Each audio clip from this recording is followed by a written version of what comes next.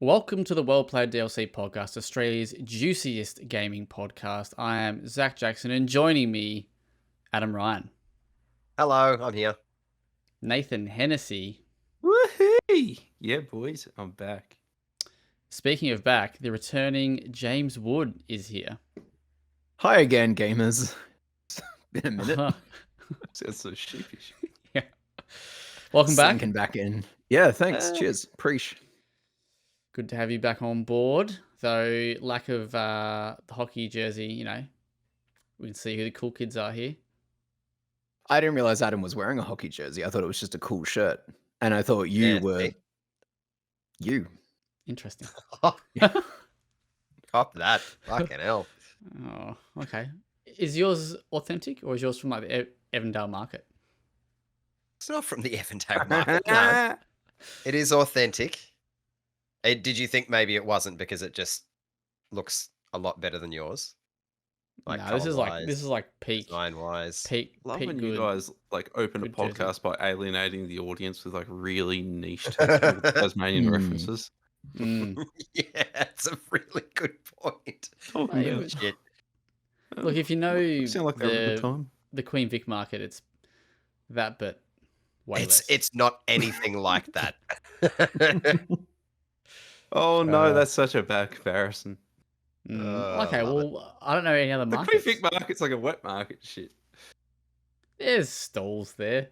It's stalls. That'll be fun. Yeah, you can get chopping boards and shit. You can get everything. Yeah. Get your King's jersey as well.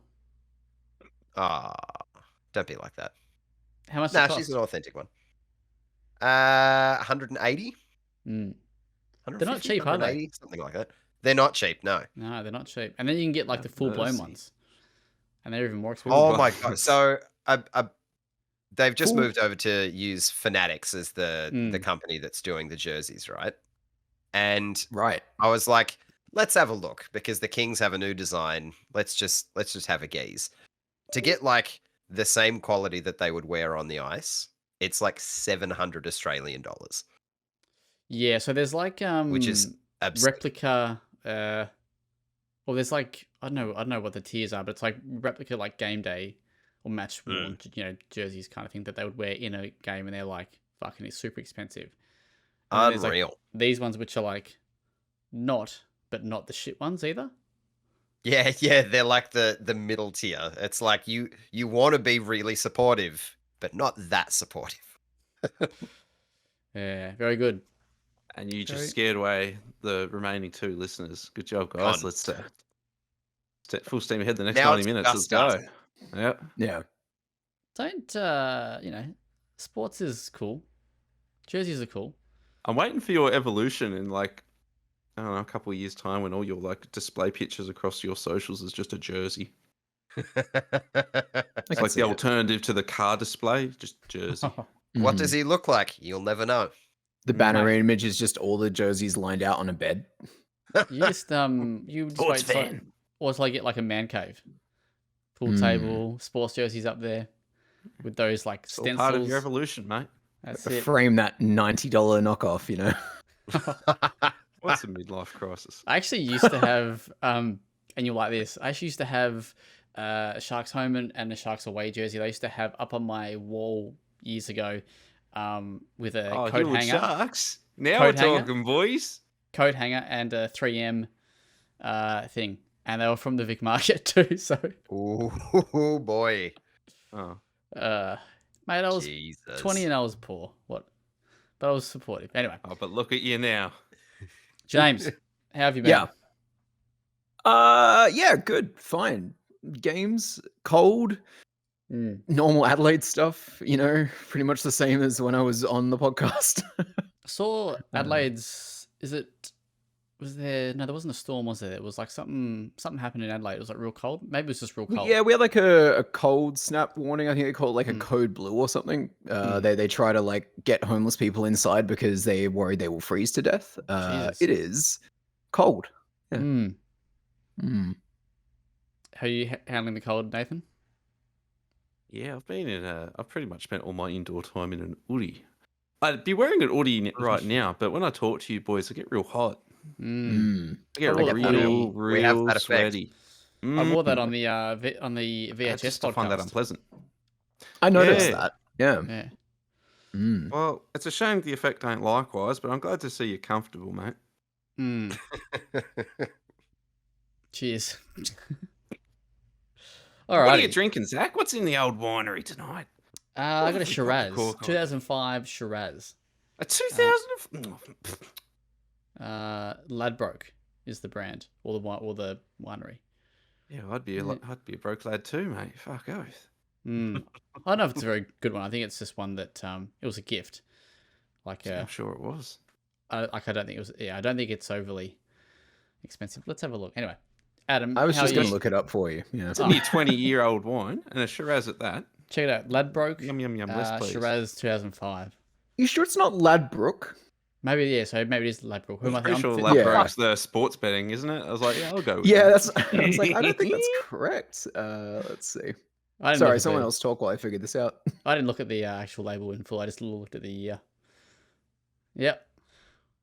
Crank this bad boy today. Certainly red. Yep. Yeah. Yeah. Adam, you? How's Tassie? How's been close to Also the Arctic? fucking cold. Yeah. Yep. Also cold. That's it. That's the full extent of my feelings about Tassie at the minute. Mm. Cold. Nice. When's the last time you got your car serviced?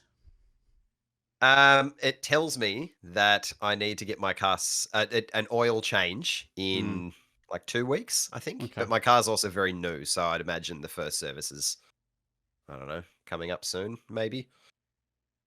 I'm Nice. sure it'll tell me. It tells me literally everything else. What Then brand I is it? ignore Vol-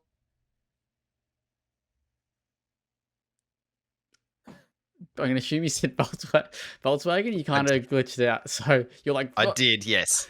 Yeah, it's T-Cross. Ah, big dog. Mm. Well, this man. All right. Do we have I a might- price on that wine? Roughly low 30s. Yeah. So Yeah. It's And it is Ladbroke. actually Ladbroke. Yeah. Yeah. Oh, Yeah. I got excited for nothing. But hey, good on you. I'm sure Hmm. it's like, yeah, nice. Zach's just as surprised that it is Yeah. actually Ladbroke as we are. I swear it was, but Fuck then yeah, I was like, working maybe I class did. wine, boys. Maybe I did fuck it up. I saw it had an.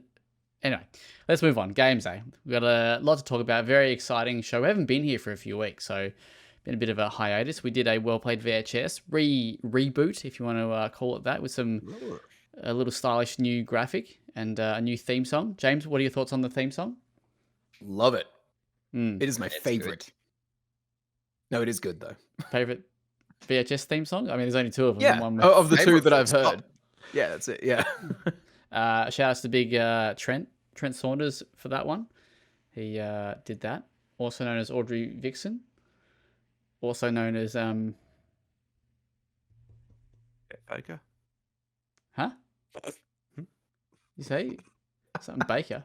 Artist by another name? Nah, don't move on. Anyway, very good. Video games. Who's been playing games they want to talk about? I'll go first because I'll be very, very quick. Still been playing Deathloop almost at the... Actually, you know what I realized? I'm I'm bad at video games, man. I really don't know why I have a video game website, but I realized recently there's actually a menu that you can see the progress of your missions in Deathloop. So now I'm kind of in control of my own playthrough in a sense. Like I know, like I have to go here now and follow this one, and I can change it to see what's due. Before I was just kind of doing like the days, just waiting for something next, new to pop up. Ah. Now you actually know what you're doing. Mm. Will it help though? Is the real question. I'm getting real Will close. it help you? I'm getting real close. I can Yeah, feel it. Also, a little bit of GTA, but I mean, not much to share on that. And started playing the remake of Riven, which is the super, super, super old adventure game, like 1997-ish. Feel like I was going to say 96, 97. Which is the sequel to Myst. If you've not sure what I'm talking about, if you don't know what I'm talking about there, well then can't help you. For the longest time, Myst was one of the top 10 most sold video games, or at least Yeah. PC Mhm. games. It was. Did anyone ever play Riven? No. I Very believe briefly, like yeah. probably not more than an hour. It scares you off, man. It's It's obtuse fucking as fuck. hard. Absolutely. And so I played it, I think on the PS1 version, it was 4 discs. 1997. 4 discs? Can we get a confirmation on 4 disc PS1? It might be 2, but I don't know. Had more than one, I can tell I you had that much. Myst 3 Exile on PS2, and Yeah, that right. was like 3 discs or something, and it Jesus. would make the fan in your PS2 sound like it was going to take off. But I remember 5 compact discs for Riven 5. There you Oh, go, shit. yeah. on PC. Jesus. Mm. That But I doesn't help me remember on PlayStation. Nah, but I remember it came in one of those dual case discs for the PlayStation. I rented it from a video store, and I played it for like a weekend, and I got not very far. It made you feel stupid. Absolutely. I did go back and play it a bit on PC a few years later, but never ever actually finished it. That game is hard. The game looks beautiful now because it's been remade in Unreal 5. But yeah, more on that to come. But there's some neat little tweaks, I think, that are not tweaks, but like they've changed a couple of things. But yeah, still, like if you found the first one hard, this is still just as hard. Like so what this game is, that you essentially get dropped into an island, and you then have to basically solve puzzles to get out. And you have Like The Witness. I've never played it, but yes, I think so. Yeah. Although, well, yeah. yeah. Very highly acclaimed. And they haven't really done. Was it originally made by the folks that did Myst? Did you miss pulling that? our leg, mate? Did I just tune So when out Zach for a minute? introduced it as Riven, Oh, a Zach sequel to introduced. Myst. Well, there you go. That's Fucking yeah. hell. Hmm. Like I said, Riven is what it's called, is it? Okay. Now I'm getting there. He says it come on 5 discs on a Is it PlayStation. related Is to that right? Myst? I've just seen it actually came on 5 discs originally on PC. That's wild. Sorry, I'll stop now. all right, James, what have you been playing? Yeah. What do you want to talk about? Mostly just content stuff. When in my downtime, I've been doing Dark Souls 1 remastered because, of course, I have. Like, why not? Finally You're not going back to get playing those trophies. RE6. Oh no, those are done. I'm so sad those are done though. That was Did such you a actually great play, period of my life. Did you play RE6 again? Yeah, I platinumed it. Did we know that? Yes. I think we did. Yes, Yeah, we've talked about this. Yes. Yeah. I think I did Adam there and just tuned I can out. understand if you like departed momentarily. Yeah, Like it let's was. just It's It was a let that sequel to upsetting. information seep out. What? Nothing. Yeah, no, Dark Souls has been good. That's kind of it. Like I've taken a little bit of a break from games that I haven't had to play for work, so it's been good to reconnect with movies, books. I was about to The say, Sky? read a book, man. Oh, Hell yeah. Pretty fucking good. Love a book. Solid. Yeah. What are you reading? What am I reading at the moment? I've got the book that that latest Miyazaki film, The Boy and the Heron, the one that's based off of. I've kind of got like a paperback of that on the go, and I'm on the last book of the Southern Cross trilogy at the moment as well. Jeff Vandermeer. Jeff Vandermeer. Yeah. So you know book 4 is about to come out? I do know book 4 is about to come out. Very I excited. fucking love that trilogy, man. Yeah, I'm having a Absolutely. great time. I thought 2 was like peak. Like I really, really loved Authority. What a left turn. Making Yeah, a bureaucratic truly. thriller. Yeah, but then Acceptance has been okay. Like I think it's the weakest of the books for me. But I appreciate the swings that it's taking. So I was satisfied by the end. yeah, I'm like 2 hours out from it. I'm listening to it. Guys, we're talking about the book series for which was adapted into Annihilation on Netflix, starring Natalie Portman and directed by Alex Garland. Nice. Terrific Yeah. series. Yeah, Good stuff. Just to confirm, it actually Riven was 5 discs on PS1 as well. Oh, jeez. tremendous. Chunky. The sequel to Myst, if you not sure what Riven is. Oh, Nathan, okay. what have you been playing? Again, deep in the content trenches, but my one little respite at the moment is playing Hades in bed. Just kind of between things. And I'm surprised 2 they ever or put 1? that down. No, the first one, Okay. Hades on Switch. Yeah, Right. I only ever sort of dipped into it originally. Like apparently my playtime was like 5 hours.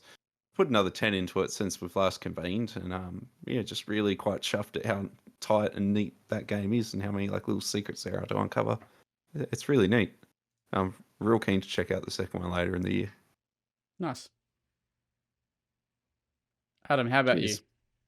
Hello, that's me. Hence the jersey. I jumped into NHL 24 and realized, regardless of the sport, I will be shit at sport games, even if it is a sport that I do like. So I'll probably still attempt to get better at that because I've got a mate that's into like every sport game under the sun. So hopefully he can, teach me how to be better at things. James Wood from WellPlayed. I have a question. I thought these were hockey jerseys. Oh yeah, They are, Okay. mate. You said NHL. National Hockey League. Oh, for some reason I thought it was the one with the ball. It's equal to mind. mist. The one Yeah. with the ball. Yeah, the what is it? The national Lacrosse? Maybe I'm No. thinking NFL. NFL. Yeah, NFL. all right, okay, definitely all right. thinking of, Yeah, we're fine. We're 100%. fine. It's all good. Sorry for stands for derailing you there. football. Yeah. No, that's completely fine. The only other game I've played that isn't content is Chained Together because 2 of my friends decided that they wanted me to play it. Game's fucking frustrating. Mm. Who would have thought? But that's it. Question, That's all I got. question for you. So NHL, what are you finding difficult about that? I think it's Get fucking a good. lot to get. you fucking idiot. Call yourself a hockey fan? It's a lot to get around control wise. I'm trying to find because you can do like super simple like move with the stick, Mm. shoot is square. That's it. I don't want to be quite that simple with it because I'd Well, like to be that's- able to do. So that's like the old control Yeah, scheme. like the arcade kind of. Yeah, before they went to the dual sticks. Yeah, I'll be honest, like when I that- went to dual stick, I did struggle quite a bit. My interest definitely lessened. Also just time. But That's how I Yeah. felt about the WWE games. fair. But like once Come you back kind of around, do come on board. get used to it, because you can do the skills as well. Yeah, that's that because I jumped Let's in play and it. it doesn't Let's really fucking have play. like a I'll flog you. tutorial or whatever. Oh, fucking all right then. I haven't played in like 3 Don't learn the years. controls. Let's fucking play right now. I'll smash you. Absolutely. Yeah, that's it. That's it for me. That isn't content. Nice. Well, do you want to kick us off on this content train that we got? I thought we had nothing to talk about, but turns out we got a couple of games No. here. Yeah, we totally do. Yeah, I can kick us off. I've got one that is going to be super, super quick because it is super, super simple. Is called Dystopika. It is a little city building, city management, probably not management game, made by a single dude. He goes by the name of Voids. Oh shit, I've forgotten already, and I've typed it in there. That's an interesting Voids name. Within. Yeah, I know. Parents must hate him. So it's like all of the things that I would like about a city building game and none of the things that I wouldn't like about it. Because the whole idea is that there are no stakes. You just kind of build a cyberpunk city. That's it. That's kind of the elevator pitch. Just build it. It's good vibes. You have a couple of lo-fi songs playing in the background. Hunky-dory. So you're just kind of given a big plot of land and all you really need to do is with the right click of a mouse, you can cycle through the different kind of buildings that you can create. Left click, you build it. And then from there, you can, if you interact with the top of the building, you can click and drag and make it bigger, or you can make it smaller. You can orient it and you can move it around the map. That's more or less it. The more you play, you'll unlock new buildings, not by, hitting achievements or anything like that. It's just natively through placing buildings. There's no objectives, no goals or anything like that. You just kind of build and eventually it'll start drip feeding you more and more. There's a few different like districts, so different types of buildings. So if you want to get real into the, the layouts and whatnot, you've got Central, BD, Lowtown, and New Eden. So they kind of each have their own distinct look. And there's 2 mega corporations, Omega Corp and Alpha Corp, but they only have 1 building each. So there's no like other little buildings that you can put around it, which was a bit of a bummer. Outside of that, there's a couple of different tools. there's a tool that when you wave the cursor over the buildings, it like lights them up with, lights as well as advertisements and stuff, which is really cool. Kind of brings a bit of life to it.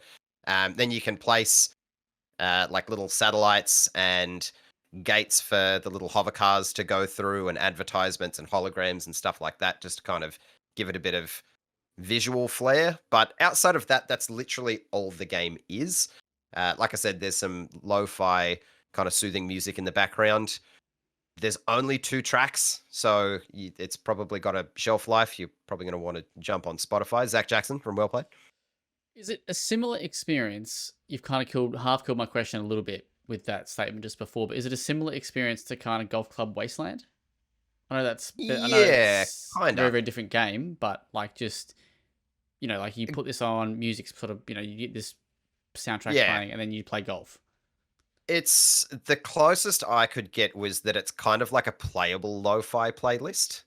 So you're not like, you would put it on if you wanted a distraction from study or from us doing writing or whatever. You could have that on your other monitor. You could jump over, place a few buildings, and then kind of continue on with what you're doing. So the only real issues I have with it is it definitely needs more content. Like, you run out of shit to put in your little city within like half an hour, maybe tops. And there are a couple little UI things, like it's a bit funky to delete structures.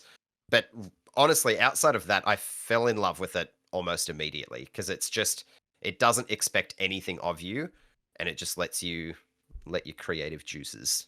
It's only it's only $10 as well. Yeah, it's like 9 or 10. That was my question. Yeah, dirt cheap. Yeah. So yeah, when you pitched this to me, Zach, I was like, it's not really my jam. Turns out it totally is. 100% is. When you take away all of the stress from a city builder, turns out I really like it. It's going to be facetious, but in you kneecapping Zach, he's kind of kneecapped me. I was going to be like, oh, would you describe this as a cozy game? But it just won't have the same effect now, because you've kind of like, oh, it's a lo-fi playlist. I'm like, fuck, that sounds so much better. It's like I played it for like an hour on the weekend just gone with a cup of tea and like a couple of cookies, and it was fucking awesome. Like, I had the best experience. It was so lovely. Biscuits? Ginger snaps, mate. Love a ginger snap. How good. Oh dear. Absolutely. Good biscuit. Maybe the official biscuit of WellPlayed, actually. Okay. Okay. Huge. What else? I guess he's got to have some kind of power as editor. No, I don't know. I'll have to think about that. Come back to me. All right. Yeah. Though, to be fair, ginger snap is probably not my favorite biscuit. So, but I do. It's not a double coat chopped Tim Tam. Nah. Other side of the spectrum. Indulgence, baby. It's a whole dessert right there. What about a Monte Carlo? Oh, nah. Good Let's biscuit. Get real nuts with it. Absolutely. Yeah. It's not the same tier. I like Monte Carlos, but I just not the same tier.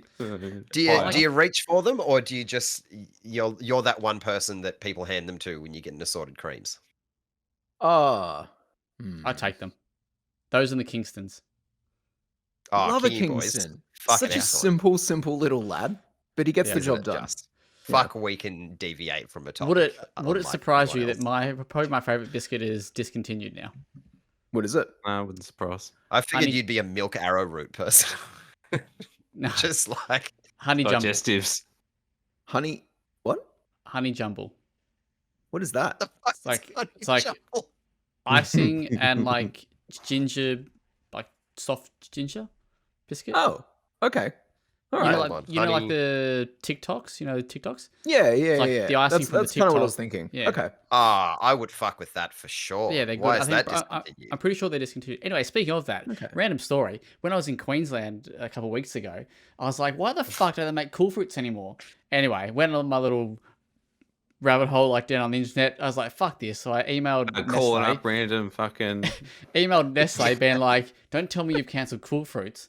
And got an email back being like, sorry to be the bearer of bad news, discontinued. I was like, fucking hell. Rough. Anyway, Nathan, you got a game to send that email. Adam, what did you give this game that you played? Oh my fucking god, how are we breezing past that? But yes, let's talk about the score for that game. Fucking unreal. I gave it an 8. Okay. Mate, love no one cool on the fruits. internet had asked. I couldn't find an answer. I love cool fruits. What God, do you you mean? railroad shit. It's unreal. Well, now I'm upset. You Hmm. upset me again, Nathan. Anyway, very good. Oh. Nathan, talk to us about your content. Absolutely. So I'm here to talk about King Arthur Legion 9. No, this isn't the ninth sequel to the King Arthur series. Fuck off. I mean, look, in fairness, there is probably like 6 games in this series already. I mean, in NeoCore's King Arthur series. But no, this is a standalone expansion, a $30 standalone expansion to 2022's King Arthur Knight's Tale, which was, I guess, it's kind of it's a 2-layered turn-based role-playing game. One layer being this kind of you go into Avalon as King Arthur and his Knights of the Round Table in the original game, and you would explore, get into combat encounters that would portray themselves on a grid, just like XCOM, where things like cover and unit positioning and all those kinds of things are really important. And then the other layer of that would be kind of strategy and roster management. You would have to build up your units and make sure their needs were sated and sort of build them up in between missions. Cool. I had a lot of issues with that game. We gave it a 6. I found it quite buggy. It was incredibly bloated because what would happen is it had permadeath mechanics. So you would need to really build up a strong army, but then you'd have a really rough mission and some of your units would die, and then you'd have to go and grind through a bunch of really long hour-long missions just to get some new fellas up to scratch. So it was just a really slow trudge. Really long game, super buggy, and I found it kind of a letdown because I really liked the combat. Didn't like much else about it. Luckily, went with my gut instinct on this one when Zach offered this to me. I kind of hoped that with time they might kind of glean some of the nicer parts of King Arthur Knight's Tale. And they did. They kind of picked out what worked in that game. And what really worked in Knight's Tale was, as I mentioned earlier, the combat. That kind of XCOM-esque combat. So in this game, you've got a roster of 6 undead legionaries. So as a side story to the King Arthur games, you are Legion 9. It's headed by this fellow called Gaius Julius Mentos, who was a real legionary, real Roman legionary. Anyway, he's gone to the underworld. He's raised up some accompanying legionaries, fought his way out of the underworld and ended up in Avalon, the fantasy British realm that King Arthur occupies. His mission now is he's going to recreate Rome. He's going to make a new glorious Roman Empire on the Isles of Britain. And he's going to bring all kinds of undead legionaries with him to do so and overrun Avalon with his undead cronies. Kind of seems like you're playing the bad guy. Kind of seems like a gritty story, and it's kind of neat as a conceit right off the bat. Alongside that is a morality system. So as you're going through building up this new Nova Roma, you're going to be posed all these kind of moral dilemmas. You know, you'll find peasants perhaps in the world, and you'll bring them, and do we put them in a Colosseum for the entertainment of the legionaries to keep morale up, or do we let them go and keep on good rapport with the surrounds and perhaps bring in some new recruits? And there's this kind of neat little event-driven stories that occur in between missions, with obviously the ultimate goal being recreating Nova Roma. And that's kind of neat. And fortunately, because they're undead legionaries, we don't have to worry about permadeath, which already fixes one of my biggest issues with the base game. And by doing so, dramatically reduces so much bloat from the game. And what we get instead is 15 or 16 very narrowly focused chapters with no wishy-washy side content, just really, really focused missions where you kind of begin with your 6 legionaries, and you will kind of go around a sort of empty environment. It's kind of bland looking if you see the trailers. It's not a very visually interesting game, sadly, but occasionally you will then come across combat encounters, and usually you're able to pick how you approach them and kind of set up your optimal positioning. And then when you get into said combat encounters, usually they're just really interesting challenges, presenting you with a pretty consistent rotation of new and interesting enemies. They're going to present different challenges that you're going to have to try and puzzle out. Your 6 legionaries all have very unique kind of defining traits to lend into battle, and they kind of synergize really smartly together with one another, which means that you're allowed to move each of your units as you would like, sort of one movement point at a time. There's like an action point economy amongst your team, and you can kind of move one guy, then move another, and kind of mix and match. You don't have to finish one unit or one hero's turn before the next. And what this means is it's a very reactive puzzle. You'll move one unit, something will happen, you'll then have to re-strategize and move another. It's itty-bitty, and the folks that like turn-based strategy games will probably kind of pick up what I'm talking about. It just means, in short, that every turn in a combat encounter in this game is interesting. And that's not something that you can say about all turn-based games. So the fact that Neocore has managed to do that with the sequel, kind of managed to really fine-tune what works best in Knight's Tale, that being the combat, and just make sure that every one of those encounters that you come across over those 16 chapters is just really tailored and artisanal and just really finely focused to make the challenge feel triumphant every time. So every time I finished a chapter in this game, I felt exhausted, but in a good way, because it was a triumph to overcome. So it was a really, really satisfying gameplay loop when it comes to the combat. Unfortunately, of course, everything kind of outside of that is a little bit average, a little bit mediocre. The story's not great. The voice acting is notably terrible. If you listen to any voice acting samples from this game, the undead legionaries all sound like they're talking through a fan. It's got this weird distracting distortion. And the writing outside of the sort of mid-mission events is usually just quite bad. It's very sort of, I guess the closest thing I could think of is like the OG Resident Evil. Like, it's very much English by what I'm assuming are non-English speaking cast members, and there's a lot of miscommunication between the writing and the voice acting. Quite often, lines being voiced don't match up with subtitles, and sometimes it's just words missing or just sentences that aren't communicated in clear English. Very amateur, if not bad. And then my very last criticism is, although it's a very tight game, it's 16 missions and you'll take about 25 hours to finish it, and that's very lean and really great in that. Not all of the systems are really quite up to snuff. So there's, just as a quick example, healing becomes quite difficult. You'd want to take potions. You give your heroes potions and go into a battle so they can heal themselves. The game has a shop that only refreshes once every 3 or 4 missions. I think it's once every 4 missions. And there's only 16 missions in the game, so the shop's only refreshing 4 times in the entire game, which means you might only be able to get like 5 or 6 potions in the entire game. Like, really weird sort of supporting systems that haven't been thought through in a way that suits the pacing of the game. The morality system I mentioned at the start, where you can make decisions and it will move you along a slider, and that will have like gameplay consequences. By the end of the game, you've only been given like a dozen decisions and it hasn't barely moved the slider. Like, the morality system wasn't implemented in a way that suited the game. So that's a shame. All the extraneous stuff is a bit shit, but there's not much of it there. So what I loved about Knight's Tale and what managed to give it a 6 rather than a 5 was that combat. That's here and it's all in spotlights, and it's really quite fantastic and bug free, and I love it. Everything else about this game is a bit shit, just to put it plain. So it's a real love-hate one, this one. But I must say that gameplay does such heavy lifting. It's a 7 out of 10. Boys, Adam, hit me. Go. Hello, Adam from WellPlayed here. If you just saw this and you were like, undead legionnaires, fuck yeah, I love the Roman Empire, which apparently lots of people do. We always think about it. Could you jump into this standalone expansion without having any prior knowledge of King Arthur or like any experience with the game, or would it be a bit rough? 100%. So one of the I guess one of the neat things, as I said, there is good writing in this game. And one of the things this gets right out of the gate is Gaius Julius Mento, our protagonist. He, once he's come through the underworld into Avalon, he has no idea what this land is.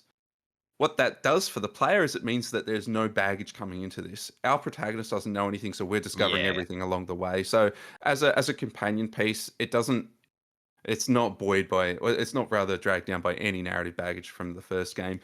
The most I can say is you will interact with some of those members of the Round Table late in the game, but I mean, if you don't know the name King Arthur, I mean, it's not going to matter to you by the end of the game, so you'll either get it or you won't. Nice. Cool. Good stuff. All right. Adam, you got one more to wrap us up with our reviews. I do have one more. I think it was 3 weeks to a month ago now. It was a month ago. I did the preview for Angerfoot, which is a Devolver title from... Great Lives. Yeah, which is the folks that did Broforce, which is Makes sense. fucking It really ace. does. And it very much does. The humor that's in Broforce is, yeah, if you enjoyed it there, you'll very much enjoy it here. So yeah, I really loved my preview time with the game. I'll finish that sentence. And continued to love it into the full game. So to be super reductive, you could say that Angerfoot is kind of like a first-person Hotline Miami, but you'd probably be doing it a little bit of a disservice. So the whole premise of the game is you get, plonked into a mission, and you just got to find the exit. You just got to walk through the exit. Whatever you do within the mission, completely up to you. You take like 2 to 3 hits to kill. All of your enemies take pretty much just 1 hit to kill, and you're given a whole bunch of random tools to do so. So obviously you've got, pistols, shotguns. You've got a plunger that you can throw at people and pull them in like a kind of Roadhog's chain in Overwatch. But the best thing that you'll be using is your feet, hence Angerfoot. It is the most satisfying kick in any game ever. And I know that we all love to do a big kick in video games. We all find it very satisfying. Here, yeah. Yeah. It is fucking ace. So you bash down doors, you kick people, you launch them into other people, it kills them, you kick propane tanks, make big explosions. It's all very wonderful. And that happens to be the upgrade system as well, because you unlock different like footwear that unlocks different abilities. So one is you slide, so you kind of knock everyone's feet out from under them. Another one is a charged attack. So if there's a couple of doors in a row, you just fucking cleave straight through them. There's an upper kick, which is as dumb as it sounds. The animation is literally just your leg comes completely vertically from the bottom to the top of the screen. It's fucking wonderful. There's like, I think 20 or 25 of these shoes, and they all have like batshit crazy abilities. So it's every time you unlock one, it's not like, it'll give me some passive boost. It's like it will completely change how you start and end each mission. It's fantastic. The missions are charitably 30 seconds to 2 minutes long tops. There are optional objectives as well, like get through without killing anyone, kill everyone, use the sacred sandal, use only guns, only your feet, blah blah blah blah blah. Some of them are like complete the mission in 20 seconds or 15 seconds. Ridiculous shit. And I'm sure people who are real sickos at this will get exceptionally good at the game and have a wonderful old time. There are 5 different areas with about 15 to 18 levels in each. Like there's a good healthy helping of content in the game. I'd say it's maybe like 6-7 hours to completely beat it, but then again there's plenty of replayability with unlocking the different shoes and going through the optional objectives and whatnot. So it'll keep you coming back for a while. Things that maybe I didn't like as much, it does in certain points within missions go for the kind of more is more approach, and it gets a bit messy. Like it's, instead of just being super tight and a very enjoyable mission, they'll try to throw maybe too many elements into the broth, and it gets a little bit murky. Also, for a game that's very focused on getting from point A to point B really quickly, a lot of the shit you can interact with in every mission, so like boxes, crates, and shit that you can kick around, once kicked, they kind of stay put, so they can block doors and kind of get in the way. So the geometry maybe doesn't make sense all the time, which is a bit frustrating. And I have run into the odd slow down and glitch here and there. Like there was a boss fight where the arena was meant to be toxic, and I was just walking all over it, having a wonderful time. It made the boss fight easier, but it also sapped it of all of its kind of enjoyment, because that was the key component of it. Ultimately, though, this game is fucking awesome. It very much has the Hotline Miami juice, like that goodness where you kind of just, you want to keep playing and getting better and experimenting with random shit. And yeah, That's ultimately where I'm at with it. I think it's fantastic. If you like these kind of games, you know what kind of game it is. You'll really vibe with it.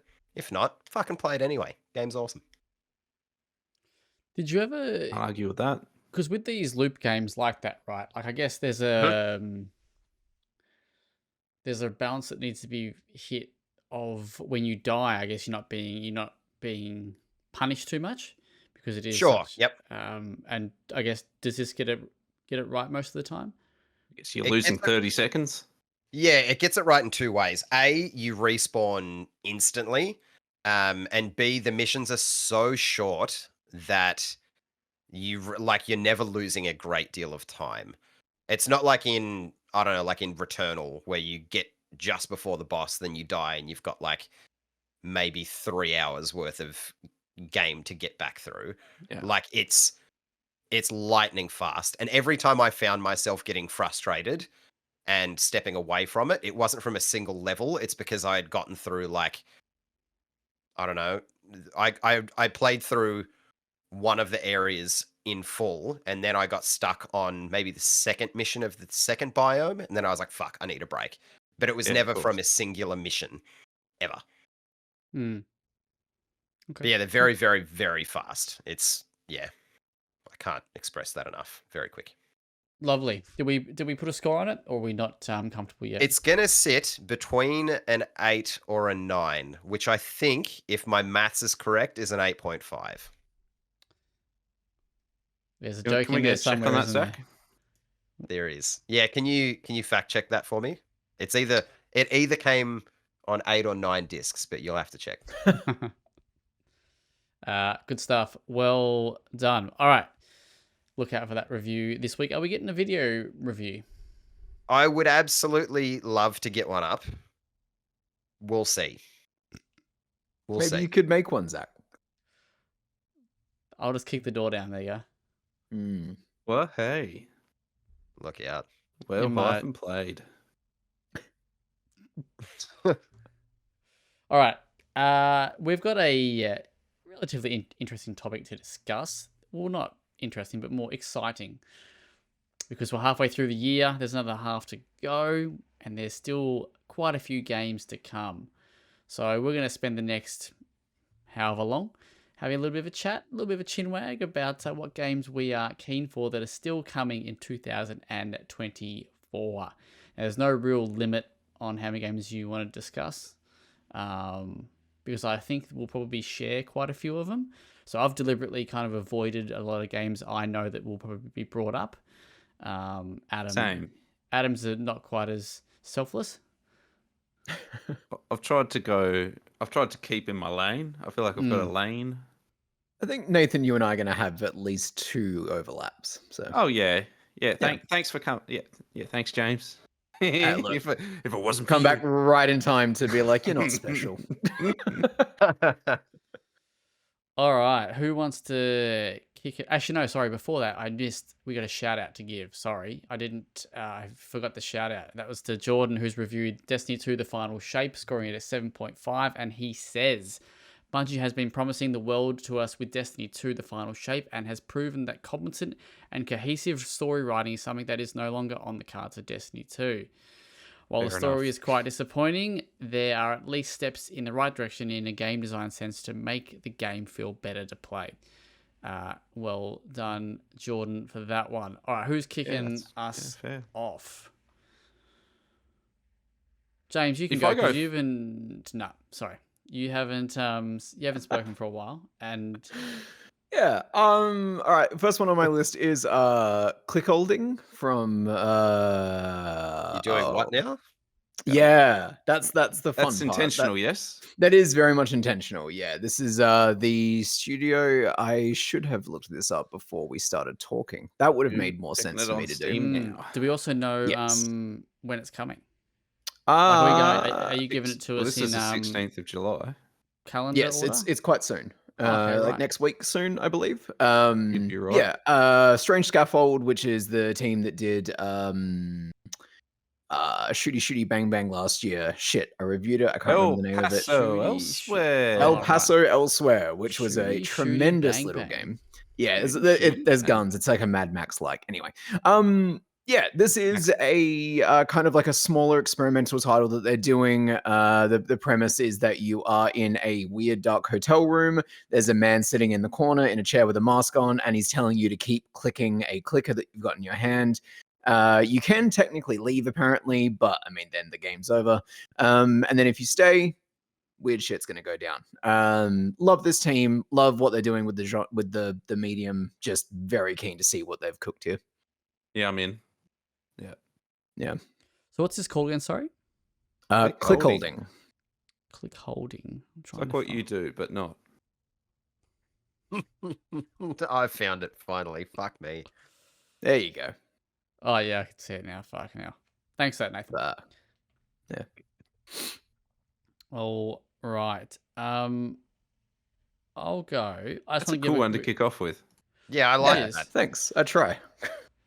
I'm going to give a very, very quick shout out to a couple of games that I don't want to talk about, but just want to highlight. I think it's pretty obvious that we're keen on them at this point, but that's Dungeons of Hinterberg, which comes out in a couple of weeks. And then you got Dustborn in August, which we will discuss further. So I will leave them for further discussion then.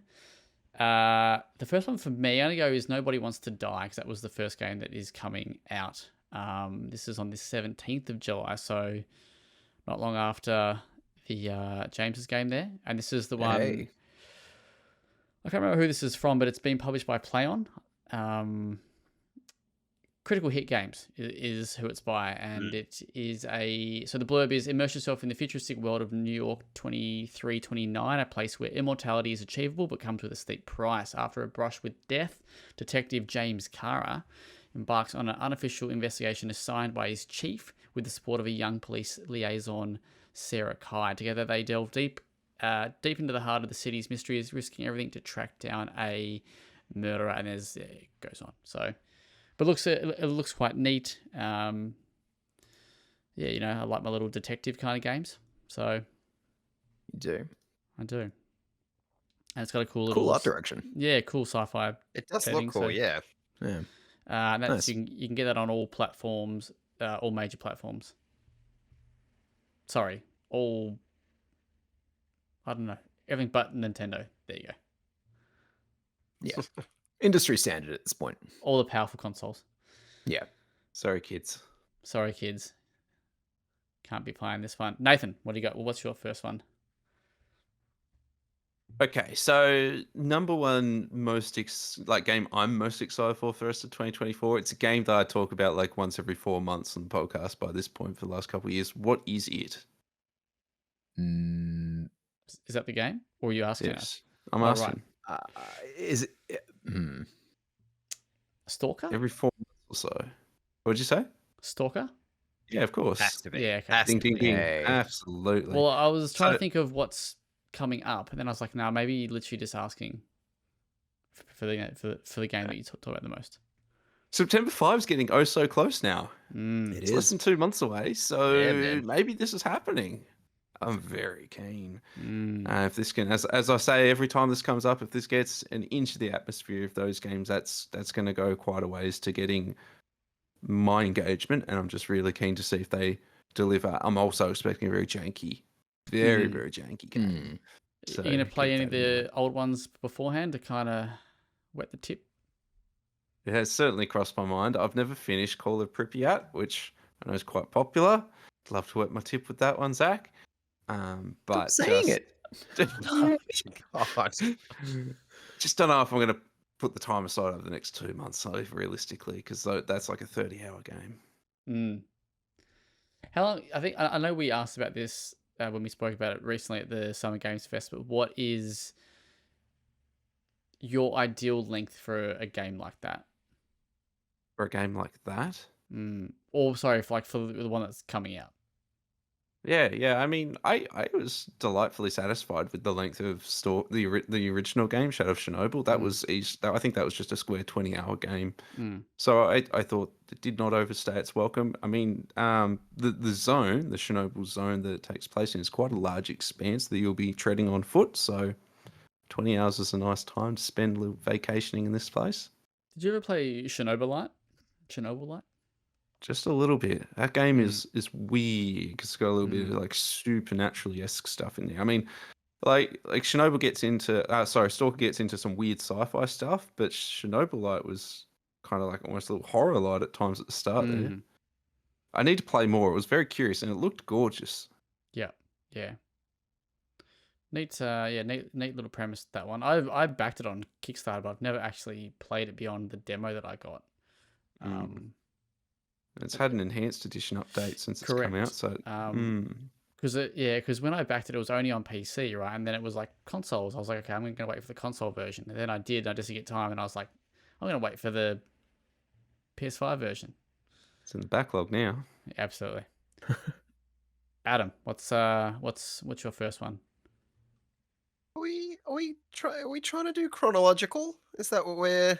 I think we were going to. I just went through Nathan's the blown the calendar, doors so mine open. ended So yeah, Nathan, September's not that far away. I right. don't want to go chronological because the first one to come up for me is Concord, and I know. Before you wait, hold your fucking horses. I know. I understand. I understand that the common consensus is that it doesn't look unique enough and you don't need a shooter bang game and Sony could do better. I don't currently have a shooter bang game that I'm playing. And you have X-Defiant? Thank you, James. I don't currently have a shooter bang game that I'm playing. Don't you have the what's that one you love with the Finals? Finals. I haven't played the new season of the Finals, and I actually I do plan on getting fair weather fan. I know. But Hilltop. I don't know. I'm reserving judgment, hoping that it has a bit of secret sauce that you can't see through a trailer and that you have to feel. I know that It's good, guys. They're just hiding it from us. It's good, I swear. It's so good they can't sell it to you as a good game. This is the thing. See, this is why I didn't want to go chronological. But yeah, I'm fully aware that I'm probably going to be heartbroken if I get too excited about it. So I'm still staying cautiously optimistic, but I'm on the side of optimistic. No one does heartbreak hype like you do, Mr. Suicide Squad. I know. Okay. I hate myself, apparently. But yeah, as far as chronological is concerned, yeah, Concord is the next one on my list. Didn't expect to hear that one. There we go. Yeah, keeping you guessing. James, what do you got for us next? It is time for some fucking Slitterhead, boys. Oh, This game is going to be the shit. I will say that gameplay trailer was not what I was expecting in the slightest. And it dampened me for like 10 seconds. And I was like, you know what? No, fuck it. Let him cook. So who knows? Hopefully it should be good. This is from the guy behind the Siren series. His kind of like return to Japanese body horror, but this time it's through more of like an action game lens. It seems like you're jumping from body to body in a very like what was that game that they were really hyped up about at Ubisoft? The Watch Dogs one, was it? Where it's like you could control anybody. Sort of looks like Drive to San Francisco. It looks like Drive to San Francisco. Yeah, exactly right. Yeah. I think it looks game, yeah? Yeah, of course. That's the one everyone thinks of when they think of Ubisoft. But November's just around the corner. So Slitterhead. Slitheads rise up. I am painfully because it's so weird. Yeah. It's so strange. And it looks just the right side of jank and cheap. Absolutely. Yeah. There's not enough weird games on the horizon at the moment. So, yeah, let's see. Yeah. It looks... No, this is a positive episode, so I'm not going to put a... go on. I want to hear go on, say it. Like, it looks like it could be developed by Bloober Team. No, because it has some form of direction behind it. Just, I mean, like, in terms of jank. Oh, I mean, sure, but like anyone can make a shit jank game. That's... Well, you're here for the slitter of it all. Yeah. My next one is called Knights of the Fall. Oh. What kind of knights? Check it out. Have a look. I think you'll be surprised. So I'm going to go through the it's not nights as in evening. I've learned that. No, it's knights as in King Arthur. Anyone thought it was. As in old mates. But not King Arthur. In 1947, the secret agency NASS was formed to decode mysterious cosmic signals leading to Japanese technological boom. However, the ignition of a zero-point energy reactor in 1986 brought alien life and threw Earth into a battle for survival. It's like a 2D like platformer, but also kind of like a bit of action in there, and there's some puzzles. It looks like a really cool art, like neat art style. The dude's like, I don't know how to. Yeah. Hey, you know what? I apologize. I was not familiar with your game. Yeah, this looks great. Doesn't it? It looks very cool. Yeah. This is by Aero. I think that's how you'd say that. Aero Games. Yeah, that's PC, and it's Q3 at the moment. So I don't know if it'll if it will land, but there's some if there's a picture. Are you guys looking at the Steam page? Oh, absolutely. Yeah. There's what's that walking monster thingy? There's a monster thing. It looks like it's from something. Okay, it's not on the Steam page. Never mind then. It's on the game's release page. I have no idea, bro. Anyway, you'll know when I. It looks kind of like something from. Remember the film Monsters that I really really love? Yes. Yeah, it looks like something from that. Anyway, Nathan. Number 2 for me. So yeah, look, mine is gonna be in chronological order, and this one's probably gonna be a little bit unusual, as it's actually a recent announcement. It's a Capcom announcement. It's the Dead Rising Deluxe Remaster. Oh, Was that a little bit of a soft spot for these games? What?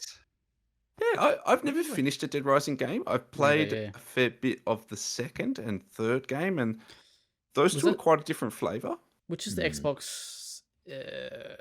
Xbox One, the like American reboot or whatever it was. Was that 2? Was that 3? I mean, they're all set in America, but yeah. Well, yeah. Sorry, the LA the one. gritty one was 3. Okay. And I still enjoyed that a lot. In fact, I find them really good. Like, turn off your brain and just have a fucking fun time. And I never really played the first one. And I think the first one, as I understand it, had a bit of depth to it. And I want to see what you can do with like the real time run. Like, you know how it's set with a real time clock ticking down, so you can't do everything. I really want to dig into that. Like, and this looks neat. So I want to have a proper Dead Rising experience with this one. And it's coming on September 19. Yeah, cool. Mate, you're gonna be busy in September. Wake you up. We're not through September yet. There's still more to go. Isn't there just? Isn't there just? Adam, what do you got, big boy?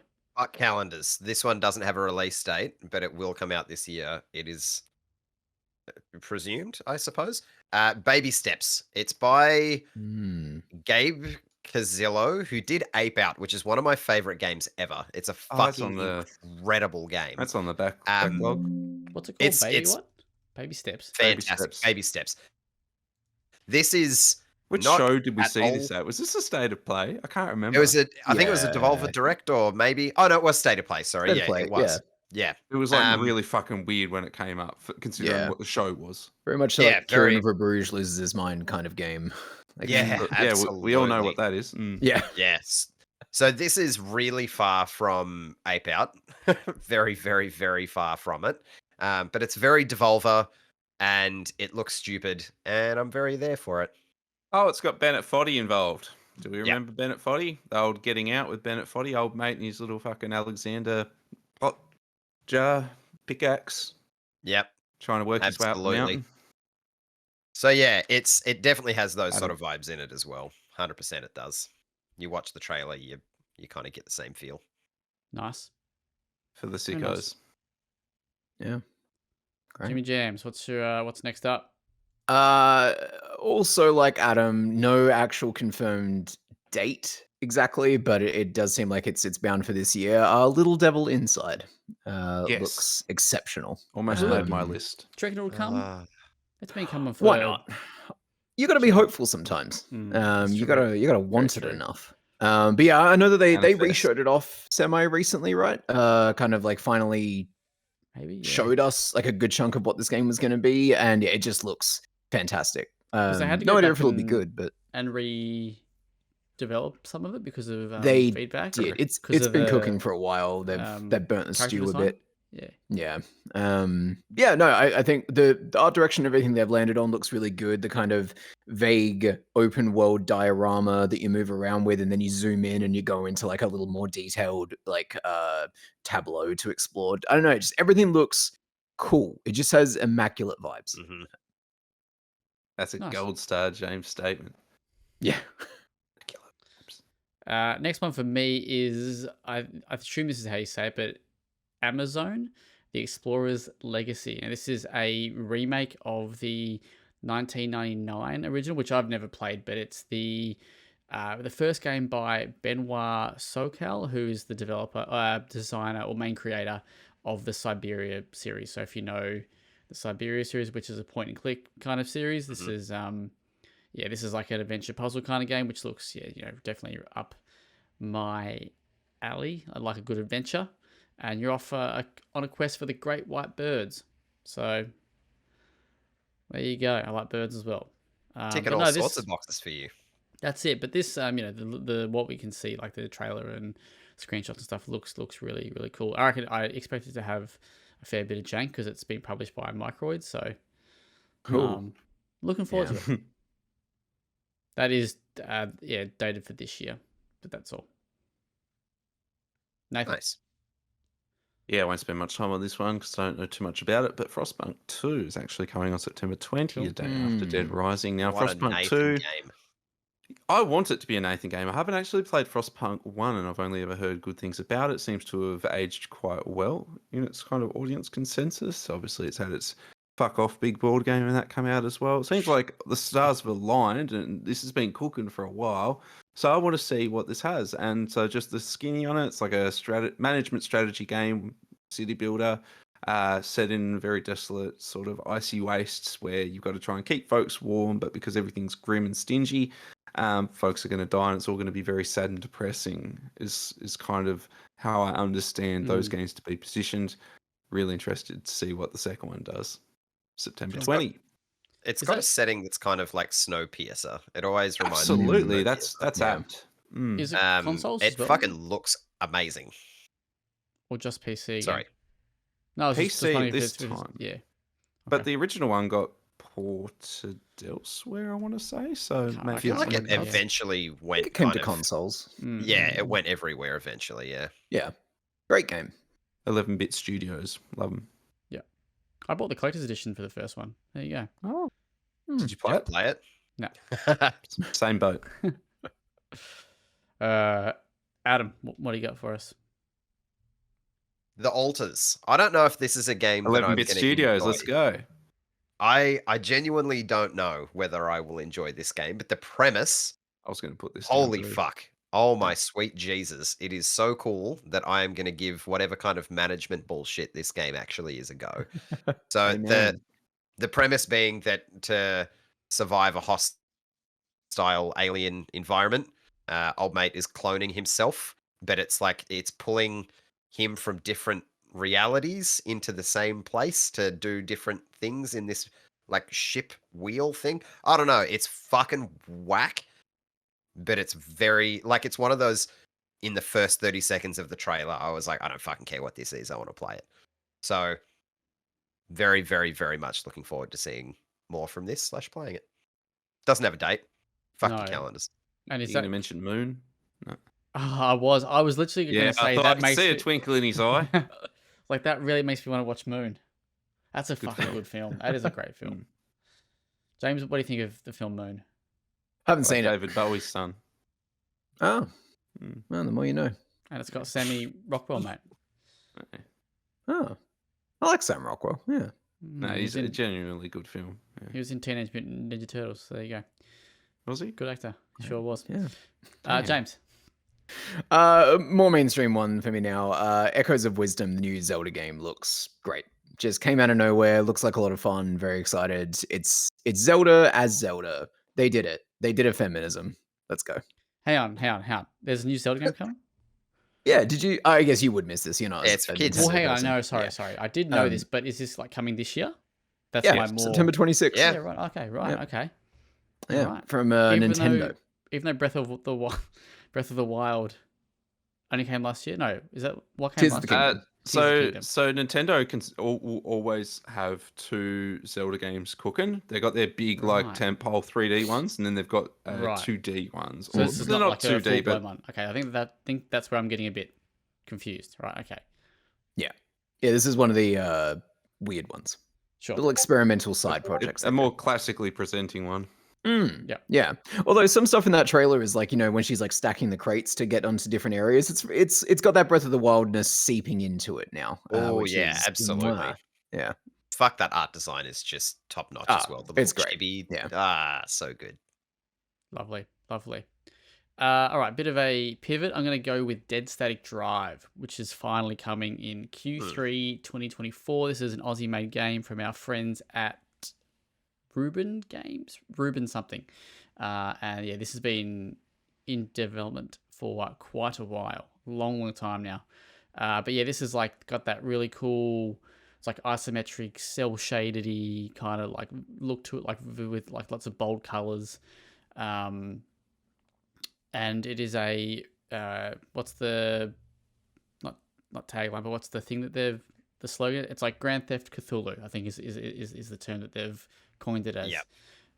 So yeah, you kind of on this like road trip across America, and yeah, there's fucking mysterious creatures like popping up, and you gotta shoot them and kill them and survive. And I mean, Pop not a really burn much out else on is not much else is known because it's been we haven't really had a chunky showing for a long time.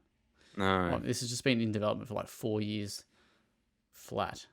I think it's like 7 or something years in total. So keen for that one. That's coming to Game Pass day 1 too. So there you go. Make sure you got Day your 1 Game or day Pass sub 2? up. Day 1. Yeah. 2. Indeed. Nathan. Ugh. It's Metaphor Refantasio. Okay. Nice. October 11. Cool. I fair. could talk so much on this one. So yeah, it's a new game from them, one of the Persona teams. This is so Atlas, new Persona looking turn-based JRPG thing, mega stylish, best UI in the biz for them freaks that love a nice looking game interface, and they're trading in demons for like rather than doing a Pokemon collect all the demons, you playing something else. I don't really know what's going on. James, you've watched these trailers. Do you know what's going I on? have. It seems like they're taking some sort of like fantastical road trip across a barren apocalypse, collecting demons and cooking with them. And they got like Transformers or some shit. Yeah, exactly. I couldn't tell you what's going on here, but I cannot wait. This Vibes. is the only game that has had a UI that is so good that Oh. it makes me wish that I liked the genre. Like, I watched the initial trailer for this game and I was just like, fuck me, I wish I was into this sort of thing because it looks incredible. God damn. Yeah. God damn. James. Hot damn. No, Black Myth sorry. Wukong. We missed I'm Adam, sorry. but no, it's fine. Oh, fuck me, I guess. Yeah, You can go get Go out. on, James. We don't You can need you go- anymore. You Go after come James. back Black and Myth you Wukong. think you can just... No, it's all right, you go. Yeah. Black Myth Wukong. Yeah, you get it. Oh, It's a that's what you were going to Souls-like. say, Adam. Nah. Nah. Not anymore. August something? August 20th. It's real soon. It is real Jesus. soon. Real soon. That PR's been damn. ghosted me I don't too. know why I said it like that, but yeah. Adam, what's yours though, bud? Talk to us. Oh, it's just, if you want to know, I can tell you. Now, Fear the Spotlight. This is one that was previously out and about in the wild, but it got pulled back because they being Blumhouse Games, which was a company we didn't know existed until recently, said, you know what, that game's fucking cool. Pull it from sale. We'll give you a bunch of funding to do whatever you like with it, and then re-release it later. It looks like a PS1 horror game. It's very fucking cool. From what I've heard from people that have played it when it was up and about, it's not like super scary, but it's spooky and has good vibes. So I'm very much down for it. It looks very cool. Nice. For me, the next one, let me just get my list up here again. Yeah. So I'm only gonna say the Phantom, which is that beat 'em up I forgot about that. based on the Phantom. It's actually made by an Australian dev team as well. Hey. Art of Play, or whatever they're called, Art of Play Games or something like that. Yeah, that's coming 2024. Yeah, side-scrolling beat 'em up. Love those already. And when you throw in the Phantom, who can say no? Certainly not you. Not me and my Definitely scoring. not you. All right, Nathan, what do you got next? Yeah, so getting back in my lane, Yeast 10 Nordics. So on this site so far. Jesus Christ, Nathan, for fuck's sake. I'm fucking sicko, boys. Yeah, so East Nordics, the 10th major entry in the East series, is a real-time action hack and slash JRPG adventure featuring everyone's favorite little red-haired motherfucker, Adol, the adventurer. Yeah, Everyone's favorite. Adol. He's been Love around him. for like Adol. really rolls off the tongue, doesn't he? You almost want to slip it an F. No, anyway, this series been running around for like 25, 30 years. Oh, no, it's been around forever. And we're getting like an origin story for like the third or fourth time now. And the game looks sick. Yeah. October 25. Shout out. Pretty We good, love Adam. that. God. All right. Oh, Adam, what's the next one for you, baby? I'm here. I'm okay. Ghost Bike. This Is that going I to come, didn't- though? I saw that. And I in was like, 2024. Yeah, totally will. Totally will. You just got to believe. I didn't realize until recently, this is the same developer that did Nidhogg 1 and 2, which blows my mind because it's totally not anything like this. Is like an Annapurna-ass Annapurna game where you know on your cute little bespoke bike and you've got like a jet set radio flaming- cycling. Yeah, right. It's exactly that, but it has like I don't know. It's got a cool color palette and art style. I mean, it looks very soothing. nice. James, any more from you? I was just sort of going through the list again. I think that's pretty much all of my big stuff hit on. I can't really think of much else that's getting the old gears up. Intoria, the last song, that Italian say, Souls like, surely. I'm still yeah. intrigued by. That had a very sick trailer at Summer Games Fest. I did not like that trailer at all. No. I don't know why they released a CGI trailer for a game that is widely understood to be quite janky at the moment. I think that's just terrible advertising. So, I'm rooting was cool, for them. Want the game? Yeah, sure, but like, it didn't give you anything. It's not the game. No, I thought it was, for a very brief moment, I thought it was Greedfall 2. Yeah. Fair. I did too, Yeah, I could see actually. that. I did, Zach. Yeah. Yeah. Yeah. I'm surprised you not got anything to say about the old naked snake. Oh, I mean, Is it coming? Yeah. it could be good. Yeah, Wait, we'll see. Are we talking about the same thing? Metal Gear Delta. Yeah. I reckon that's coming Intrigued, next year. but not excited, I guess. Okay. Yeah. All right, I'll close off mine with a couple. I got. I'm gonna be that guy. I'm keen. I'm interested. I'm like, this is my Concord. Indiana Jones and the Great Circle. Oh. That is your Concord. Yeah, nice. I think Machine Games have earned the right to be, not to be glass half full with this. Sure. And Indiana, Would you say it's not what you can see, it's what you can feel when you're playing it? You really need to get your hands on it to understand. Would that be something you'd want to say about it? Sure. Much like Concord? No, I just say that I'm kind of want like another, adventure game, kind of like that, like your Uncharted, I guess. Like a proper video game like that. Quiet Place, The Road Ahead. We talked about Quiet Place recently. I'm keen to check out that game. It's coming this year. And the other one, which I think I'm going to be curious to see what you people think of this, but it's called Closer the Distance. Now, this one is coming 2024. It is by Osmotic Studios, and it is Closer the Distance is a slice of life sim that tells a deeply emotional story about the connections between family and friends in the face of tragedy. Unearth long-kept secrets, repair strained relationships, and help your loved ones moved on. It's a neat little art style from what I can see. It looks like it could be could be kind of cool. Yeah, no date on that one again, but yeah. Coming from Skybound Games. Well, they're Interesting. publishing That it. label? Yeah. But That's yeah, the Robert Kirkman thing, isn't it? I think so. Yes. Yes. Yeah.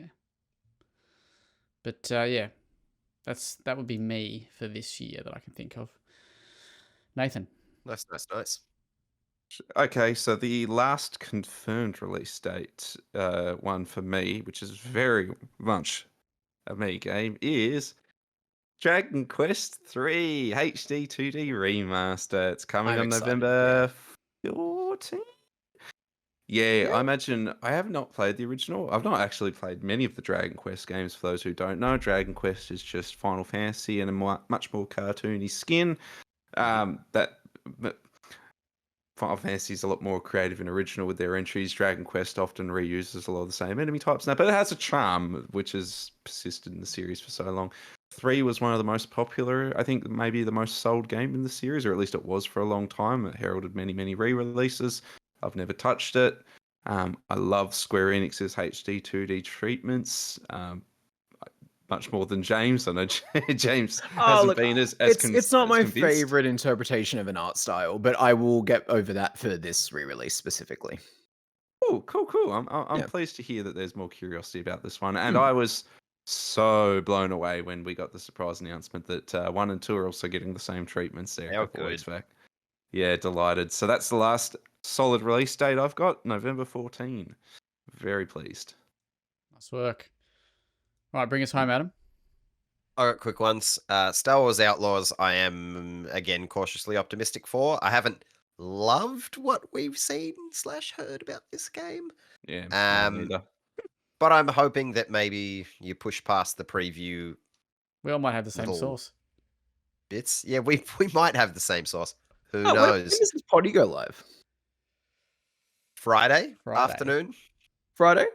Yeah, Yeah, cool. I have no idea does that line up? Yeah, it does. It does. I mean, it's fucking better now because we've alluded to it. It's haven't exactly been stealthy. No, it's the embargo's on Thursday morning. Yeah, Outlaws. I don't know. Keep that cautious optimism cautious is what I would say. Yeah. The Yeah. more I've heard about it, the more I feel that way. Warhammer 40k Space Marines 2. First, I don't give a flying fuck about Warhammer 40k. The Space Marine game kicked all kinds of ass. Do that in co-op? Yeah, go on then. Absolutely sign me the fuck up for that. The last one, boys, it's one of those years. I'm going to play Call of Duty this year. Black Ops 6, I think, actually looks like a little bit of fucking fun. So that's going to be my popcorn game come October. I'll definitely see you play the there. campaign for sure, yeah. I've still got 100%. I've got 3 titles without release dates, so I'll quickly reel off. First one, Kingdom Come Deliverance 2. So Oh we're still yeah, expecting that's for one. 2024. I had Stalker and that on my list, but I thought no, you'll bring those up. So Yeah, I don't know really what to expect. I've only played very little of the first, but let us run amok upon the sunny glades of the Czech Republic and fuck all the wenches along the way. I don't know. It's it's Bohemia. Do like the Bohemians. How do you say Go on. this? Suikoden? Suikoden. 1 and Yep. 2 coming from Konami. They Like talked about this wait, for a remake? HD remake. Oh shit! Sorry, Yeah. this is brand new information to James. how do you so say the it? I always the thought it was like Suikoden- Suikoden. Suikoden You would. 1 and 2 HD remaster : Gate Rune and Dunan Unification Wars is the full title, Shit. and it looks real pretty. All right. And I'm real keen because I've not played these, and these are also heralded as classic. I've heard old only the school best things. JRPGs. Yeah. Yeah, and then last but not least, Hades 2. It's in early access, but it's expecting a full release this year, and that's when I'll tune in. I can't imagine it would be any worse than the first. So if that's the bar that it's got to beat, I'm sure they'll go above and beyond, and that's going to be some sick gaming. Lovely work. Has that's- anyone missed anything so far this year that they feel they need to check out before they can sort of critically evaluate the year? Absolutely. Okay. Fucking Like a Dragon Infinite Wealth has been so far up there for Okay. me. Yep. Persona 3 Reload, hell yeah, that's 200 hours right there. That is- So, where do we go from there? Hellblade Yeah, 2 right. would be one for me, I think. Oh, yeah. Yep. But I'm just not loving Hellblade 1. I've kind of given up on it, so. Well, Hellblade 2 is worse. So Yeah, I good was luck. about to say it's Yeah. not going to get better, mate. No, no, it's not. That's what I think off the top of Lorelei my and head. the Laser Eyes is mine. I feel Yeah, like that is awesome. going to be a like shoe in for something on a list for me this year, but we'll get there. If I didn't have a life, I'd add Final Fantasy VII Rebirth to that fucking list as well. So now we're topping 300 hours. That fucking list. Yeah. Dragon's Dogma 2 for me. I would really like to find the time. yeah. Good shit. Nice. Very, very good. All right, let's go. What about to you, the- Zach? Oh, I said Hellblade 2. Oh, I thought you had That's an not a real actual answer. good one to offer. Pick a but- good one, though. You tell me. Have I missed anything? I can't think of anything at the moment. I'm trying to think. I would love to try play a bit more of Broken Roads, but again, I hear that thing's really turned around. So Oh, wow. I do want to finish Prince of Persia, there's good shit. So good. and I want to finish Ultros as well, which is one that. Which is, Yeah, I would also like to play Ultros. I did start and it's very, very, very cool. But yeah, Nice. that's all I can think of at the moment. All right, let's go to the news. James, you want to back in the hot seat? Sure. Capcom, unsurprisingly, is making another Resident Evil. Who could have seen this coming? This is from the director of RE7 is back to make this next one. He did an interview during the Capcom Next event where he talked about, I think his phrasing was something along the lines of like, it took me a while to find the direction I wanted for Resident Evil, but now that I've found it, I'm exceptionally excited. So that's cool. It kind of coincides with those leaks and rumors we've been hearing about how RE is going open world because of the Dragon's Dogma 2 has allowed them to take the RE engine open world now. So yeah, open zone from the Resident Evil 7 director sounds great. What could go wrong? Do we want first person or third person? Gotta be keep third. not Not going open with the world. first. You're doing so interesting stuff. Gotta be third, I think. Okay. Okay. I never fully jived with the move to first person. It think- stole my heart immediately. So I was loving the first fight for Stylistically, I me. agree with you. Yeah, I think it has a detrimental effect on their ability to make a good shooter. But absolutely, other than that, yeah. Do I we would- think I'd agree that on that. going open world is just it's gonna not be like it's gonna release some of that tension that they can potentially have? That's going to be the challenge, Possible. isn't it? yeah. I I also am think RE games broadly have interesting pacing, let's say. It's not a strong suit of many of them, except for maybe 7 and 8, which are much more focused kind of experiences for the most part. Like Village lets you explore a little bit, but for the most part, it's a series of vignettes, that you sort of go through. And so they command tone that way. But yeah. But that not open world, but that like open world stuff is not overly. I know we've kind of, RE's kind of definitely gone away a little bit from that traditional survival horror experience. Both the last one would be, 3 would probably be the last one really that it was. But even then, like the remake definitely probably went away from that. So yeah. Anyway, I trust them to make something good. And Resident Evil has been a few different things now across the past console generation that I feel like you can kind of get away with being like, hey, we made the action one this time. Don't worry about it. do you reckon we see old Leon? Sure. Why not? I don't know. It seemed like they were building to something with Rose and kind of expanding out the characters that they could potentially pull from. So I think like pivoting back to legacy characters, even with like doing a legacy sequel with a Leon Kennedy type being like older and grumpier and Luke Skywalker-y TLJ kind of pathway, it's not a particularly inspired choice. I would play the fuck out of it though. So Yeah. How far do they go until you're like, they've just got to reboot this shit now? To the moon. I don't think they do. Yeah, I think the whole point of bringing all this timeline together is that they will never reboot, because like Resident Evil's bread and butter is these characters. It's the world. You can't fuck with it too much. I also kind of like that they get more wacky and bullshit. It's in Yeah. keeping with the Resident Evilness of it all. Exactly. Yeah.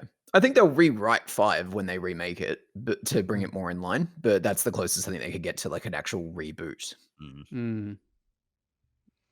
We shall see. We shall see. Mm. Do you reckon we'll see this? So Sony have confirmed they're going to be at Tokyo Game Show. I don't know if that was in your news. Sorry if I stole some of your thunder there, but I didn't. I wonder if we'll see a trailer for something. Maybe for the next remake. Maybe like a teaser for it. But because I guess it makes sense, eh? Yeah. I guess we'll have to see. We won't be seeing is a fucking Horizon show on Netflix. What a segue. Didn't know this existed. I don't think anybody did until this news came up that it was cancelled, which is a really just incredible encapsulation of the problem with the Horizon brand. Showrunner Steve. I didn't. Yeah, sorry? I knew it was a thing, but I didn't know that it was actually like full. Had like people attached to it. Right. Yeah. Okay. An idea in the aether. Absolutely. Yeah. Showrunner Stephen Blackman was accused of fostering a toxic workplace, although that has been disputed apparently. Following accusations, presumed that Blackman's project has been reportedly scrapped, including Horizon. There's no confirmation of this and it remains up in the air. So the whole shit show.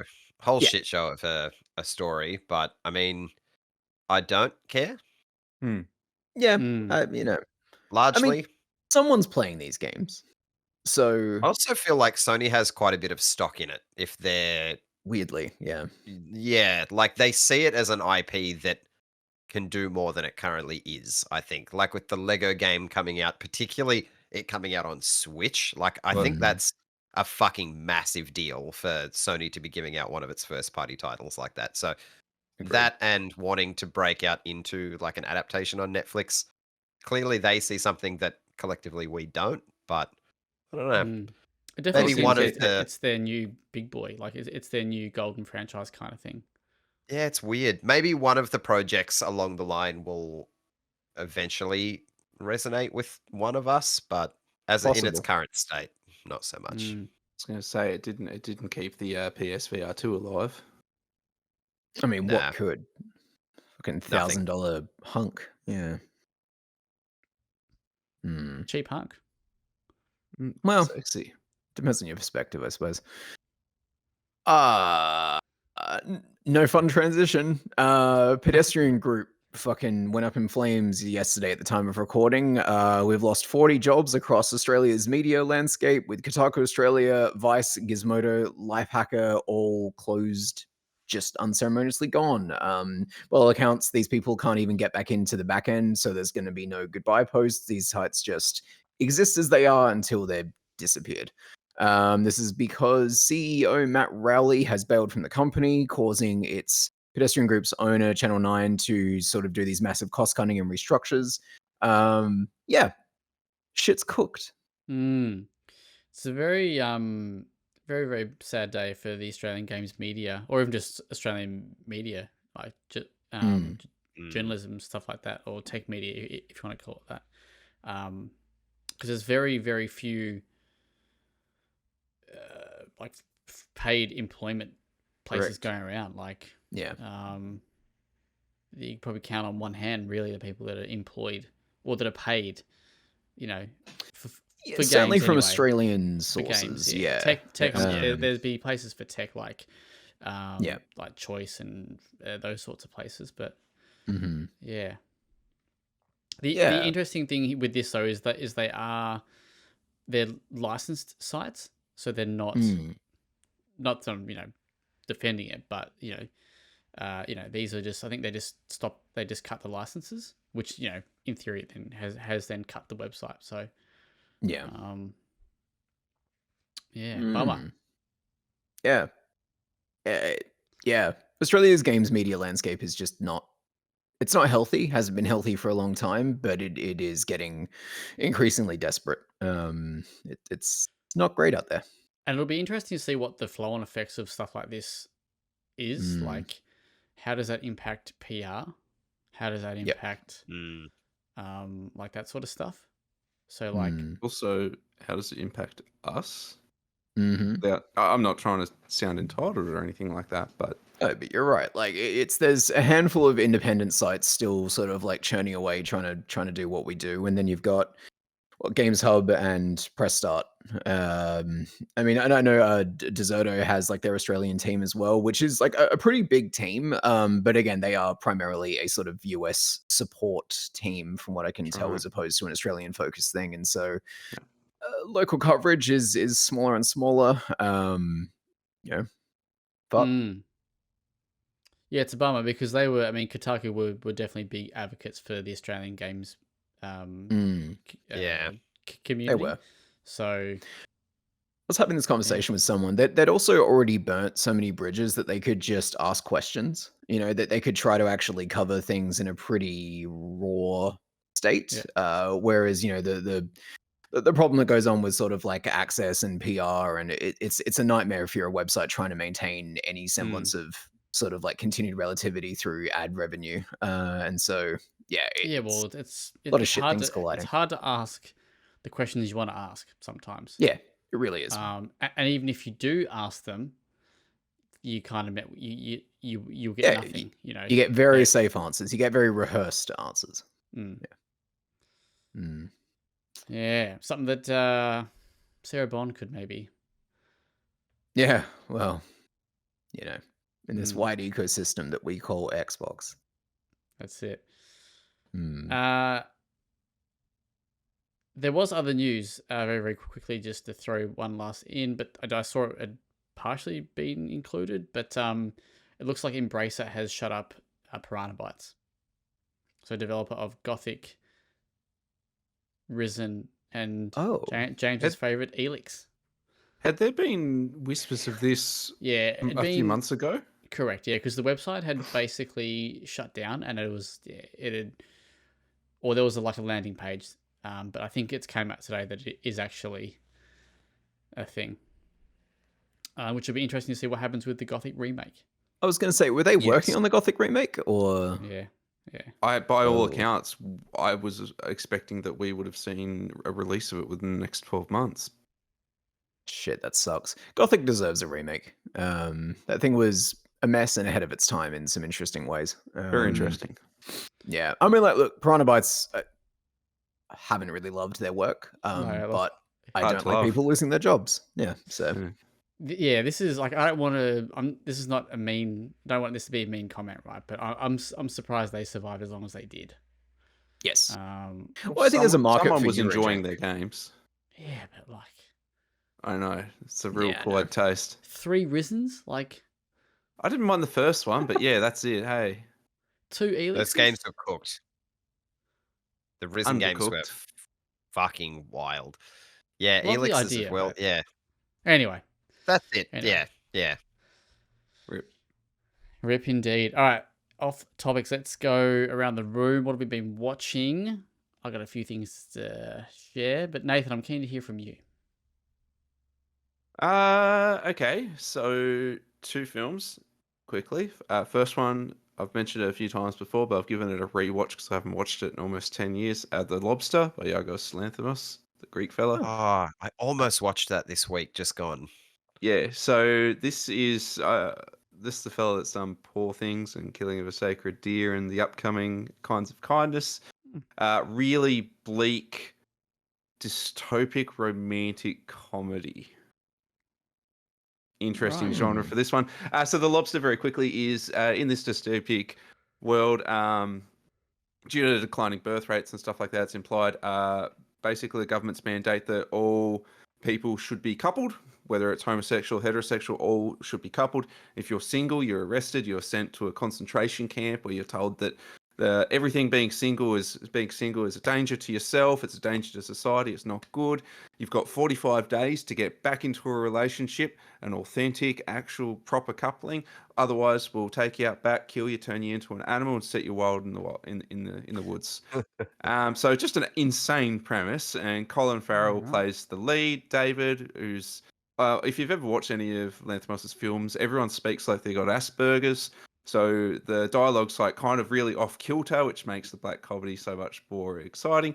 But it's also just the cast is absolutely stacked. So you got John C. Reilly, Lea Seydoux, Olivia Colman. There's more I probably can't even think of, but yeah, David obviously doesn't like the idea of being turned into an animal and forfeiting his life simply because he can't hook up with a mate because he's so bloody awkward. So he decides to join the rebel factions, which are the loners, and they're the polar opposite. They cannot, like, for them to get into any kind of relationship, they'll be like mutilated within the group. So it's an absolutely bizarre wild ride, and I still quite like it. Probably not as much the second time in terms of his film, like whatever you call it, his library of films. It's not my favorite, but I think the favorite is probably a little more of a favorite. But still, yeah, great. And the other one was In a Valley of Violence, starring old mate, fucking Black Phone. What's his name? Ethan. Ethan Hawke. Ethan Hawke. Ethan Hawke. Yep, Ethan Hawke and John Travolta. It's by Ty West, the ex-Pearl Maxine fella. Oh. And this is very much so. It's produced by Blumhouse as well. It's very much a Ty West film. So it's kind of it's weirdly kind of comedic, particularly when the violence starts. So his films, once the gore and the violence starts, it just gets super comical. But basically, it's a John Wick Western. A fella who was an ex like elite military man deserts, becomes a drifter. He's got a dog because of course he does. Tries to go through a town, and the misfits there fuck him and his dog up, and then he's off for revenge. And of course, you know what happens. Was it good? I quite enjoyed it. Yeah, I mean, it's a Ty West film, so yeah, like once you like, he's a really like tonally all over the place, and I'm kind of fine with that. So yeah, like I could imagine someone getting to like the last half hour of that film and being annoyed because it just turns into like a gory comedy, just so slapstick. But I liked it. It's on Netflix. Yeah. Both of these are on Netflix. Nice. I watched Bodkin, which is a series on Netflix. Yep. If you don't know what that is, this is a Irish. It's set in so it's set in Ireland, and it's basically about a American podcaster who comes out to Ireland to not investigate's probably the wrong word, but tell a story about a mysterious event that occurred in this small little Irish town. One of the three is a investigative journalist from. She's obviously moved from Bodkin to the UK, and she's basically in trouble because informant that she had basically killed himself, right? So she's basically sent off to go with these podcasters and help them there. And it's just about it's about that story. So they start investigating this mystery, which is the disappearance of three strangers or three people, and it just kind of goes from there. It's quite neat. I was like, it'll be but it's actually I did really quite like it. And it's got my mate Will Forte. Yes, right. Yes. Yep. Now I know what we're talking about. Yeah, and he's really good. And I really like the main actress, Siobhan Cullen. I've never ever seen her before in anything, and I thought she was really good in this. Absolutely fucking hated her character, so she did it. She played it very well. I also started watching. I forgot what it's called. Presumed Innocent. With Jake Gyllenhaal. Jakey boy. Mate, can't say no to big Jakey. It is not what I was expecting. Is that good or bad? No, I'm really liking it. But so this is an Apple TV show. I think they're doing weekly rollouts at this point, up to episode 5. Usually their flavour. Yeah, so I've watched 2. It's neat. It's very cool. It's very bit dark. So basically, he plays I think he's like a prosecutor, and it's basically investigating this murder and how it kind of how it turns. I don't want to share too much, so so that's probably pretty getting much due to resubscribe to my Apple TV. I like to Give it 6 months, wait for the library to bulk up a bit. Because they get good shit when you let them cook. Slow They do. Horses is Oh, there is another one of that coming, isn't there? Yeah. September, I think it is. They film those seasons so quick, don't they? I feel like They do. just watch them in the next ones here. They do. All right. Anybody else watched anything? James? Yeah. Obviously, I've been away for a bit, so I've seen a fair few things. Rapid fire. The Bear season 3. Yep, Nathan, absolutely. what do you think? Yeah, I don't look.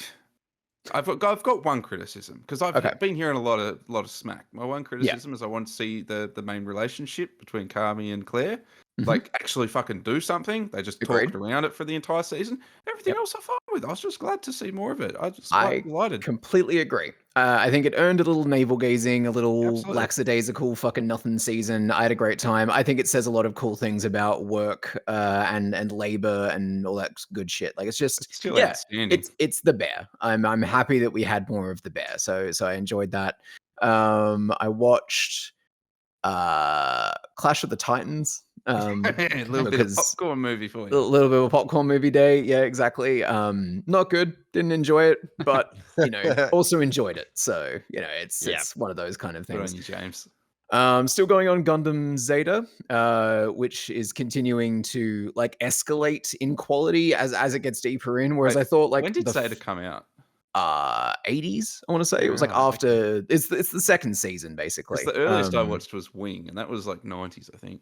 Oh, gotcha. Okay. Like 75 was like a lot of fun, but it was also kind of woo with its quality. It was very up and down. How are you watching all these? Sorry? How are you watching all these? Crunchyroll. Okay. He's watching the Chinese cartoons, Zach. No, I just wasn't sure if they were like if you could still get them. Fuck me. Look, I'm sure you still can get Zeta somewhere. I would probably like to get a Blu-ray of it if I can at some point. Yeah, really good, escalating, cool shit. I think that's kind of it. I've watched a bunch of other movies. I can just never think of them when this topic comes up. So pressure. Just a little news without notice here, but did you see? You just made me think of something. Did you see that Cartoon Network is shut down? Wait, what? Sorry, it was announced today. I think it was announced today or yesterday. Last couple of days. Oh, yeah. That's pretty shit. Depressing. That's devastating. Yeah. Genuinely. Bummer. What the fuck? Sorry to kill the mood. Wow. Yeah, thanks, man. Yeah. All right, let's before we get to Adam, what's your favorite Cartoon Network show? Let's give him a quick shout out. We'll put this on the spot, mate. Okay, well, mate, you were fucking devastated, so I thought you would have.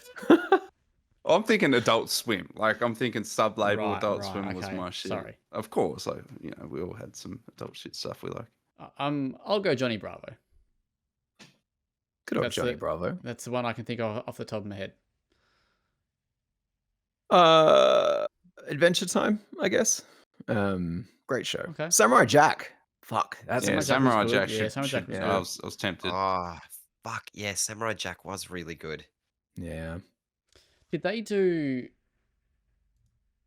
Because I always can't remember between them and Nickelodeon. Who did what back in the day?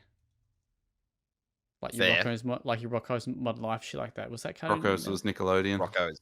Yeah. Okay. Was it? Was it? I think that was Cartoon Network. Yeah, I think Rocco's was Cartoon. Oh. You feeling confident in that? Gee, I'll kill feeling. It's Nickelodeon. Fuck. Got him, boys.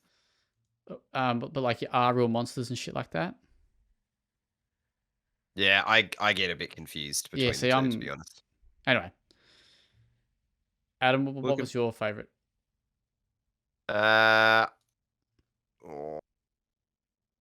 Fuck.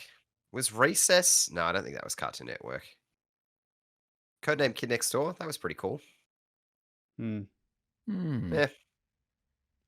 That's depressing though. All the same. What have you been watching though? Oh fuck! I've got a massive update for you. But I started watching What We Do in the Shadows, the series. Yeah, boy, catching up, are you? I've almost finished it out of nowhere. Like it's that show that if I'm not doing anything, I'm watching it. It's How good fucking is Jackie great. Daytona, the human bartender? Holy fucking shit. Matt Berry is actually a He got an gift. Emmy for that. Deservedly so. But also a number of cameos in this show is fucking wild. Yeah, basically every like Hollywood vampire, so they get like Wesley Snipes' Blade and Hilda Swinton, shit like that. I just put together a short little list of people that I recognize. Tilda Swinton, Nick Kroll, Benedict Wong, Mark Hamill, Batista, Jermaine Clement, Arj Barker. Like, there's a ridiculous amount of people that just kind of pop up for inconsequential Have little you seen moments. the original movie yet? Disappear. No, I will watch it though. Okay, so yeah, like Jermaine Clement's character starts in there. Yeah. Same as Taika, obviously. He shows up every once in a while. But that's all secondary because I'm up to date with One Piece. It's finally happened. Up to date. I am at episode 1110. I'm up to date. I'm now watching it weekly. That is fucked up. All right. Wow. It's happened. I've done it. And I feel... He's been One Piece. I feel good. How long did this take? Good.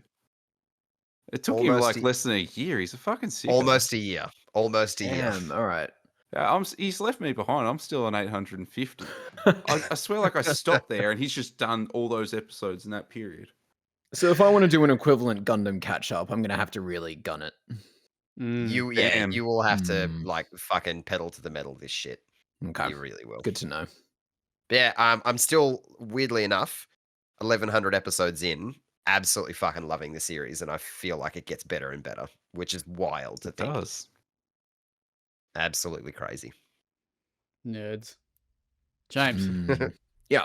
2000's film of the week, baby. What do you got? Let's bring it home. Fucking go. I'm so excited about this choice. These spies are ready to go undercover to retrieve 2 missing silver wedding bands containing valuable encrypted data, the identities of every person in the Federal Witness Protection Program. When witnesses start... Full Throttle. Hey! Eased it out of him. Fucking A. I hate to admit how many times I watched that as a teenager. I fucking love this movie. Solid 41%. No, the second one with what's her name? Demi Moore as the fallen angel. Fucking good shit. Yeah, right. She's got guns, and they're like, "We don't use guns. We're Charlie's Angels," and she's like, "Oh, fuck you," and shoots them. It's incredible. True cinema. Right. Yeah. There you go. go. 2003. I actually fucking love how quickly Nathan got that. You could see it in his eyes. Like, first couple words, he was like, I know it. And it just took him a second to get there. Amazing I was thinking shit. Mr. and Mrs. Smith, because but... I feel like you've also thought Mr. and Mrs. Smith before, though. It just seems like a thing that you go to. I mean, we're going to have to put it out, aren't we? Because it's a 2000s film. That's it. We'll get there eventually. Yeah, well, James, last week I did, last time I did Cellular. Have you seen that one? Cellular? No. Yeah, Mary Elizabeth Winstead? What's that? Mary Elizabeth Winstead? Or am I thinking of a different film? No, I think you're thinking of a different. It's got Chris Evans, Kim Basinger. No, is that the Australian girl? No, that's... I don't know. Kim Basinger, William H. Macy, Lewis Litt. Oh, yeah. Whatever his name is. Yeah. From okay. Suits. Yeah, cool. Cellular. Yeah. It's the it's the sequel to Mist. Fuck off. I want to go to bed. Yeah, nice. Good stuff. All right. Anything else before we wrap it up? No, that was perfect. Adam, have you seen Mystery Alaska? What? No, I haven't. What is that? Ice hockey film with Russell Crowe, mate. Oh, you had me and you lost me all in one sentence. It's actually not bad. It's pretty good. Pretty good. Mate, it's in the Discord. Imagine if you said it was a hockey movie. Of course, it's like in Mel Gibson. Mel. Oh, God. All right, let's go. Thank you for listening to this week's episode of the WellPlayed DLC podcast. I know it's been a big one, but we've had a bit of a... This is 3 weeks off? First episode in 3 weeks, so a lot to catch up on. So yeah, check out the WellPlayed VHS episode where we review A Quiet Place Day 1. If you're into that, check it out. Make sure you see the film first if that's something that you want to do, because it is a spoiler talk on that one. But yeah, thank you for listening to this week's episode.